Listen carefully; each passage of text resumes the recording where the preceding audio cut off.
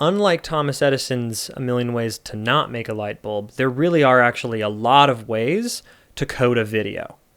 I really don't understand the technological differences between different file formats and different codecs. Nevertheless, I know that they are, and I know that I have to deal with them. So basically, there's different codecs to code the video, and there's different codecs to code the audio. And then those two things are put together in a wrapper with a specific file extension. So it's a little confusing. And to be perfectly honest with you, I still don't understand 100% of it myself. The ones that I have dealt with the very most are H.264, H.265, MP4, MPEG, QuickTime, Red, and Blackmagic. And some of those file format extensions are .mov, .mp4, .r3d, .braw, .mpg. I'm realizing now just how ignorant I am about codecs and wrappers and how they work. So what I want to say to you is, if I've gotten 10 years into the industry and I still don't understand them all that well,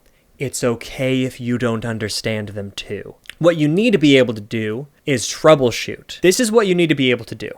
You need to be able to read the files that your client gives you. You need to be able to export and deliver in the format that your client wants. And you need to be able to troubleshoot any issues that you run into along the way. That's what we'll be covering in later sections of the course. So again, I don't know the scientific, technical definitions. I don't know exactly why they're coded differently. But Blackmagic is a camera company.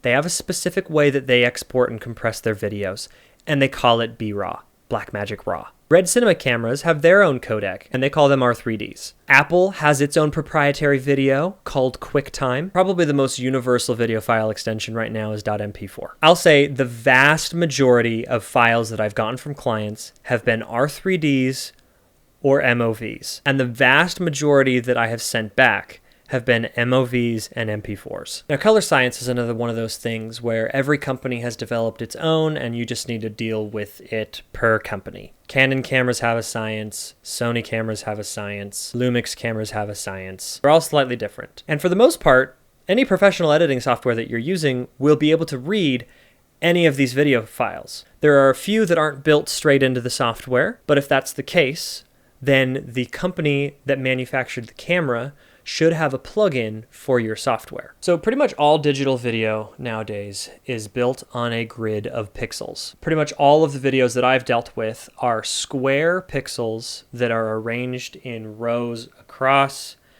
and up. And typically, when we refer to the shape of the video or the aspect ratio, we are using a shorthand form of their pixel resolution. A video with an aspect ratio of 1080p is a video that has 1080 pixels up and 1920 pixels across. 1920 by 1080. That is a 16 by 9 aspect ratio. If you want to go to 2K, that doubles to 2160. 16 by 9 is industry standard across the board. That is the baseline for YouTube videos. That is the baseline for a lot of cinema. 16 by 9 is the shape of a lot of your screens. It is the video rectangle nowadays. Now, film used to be much closer to a square. It didn't used to be nearly so wide. And that was a ratio of 4:3. There are really fun aspect ratio graphs out there where you can see a lot of the different video shapes.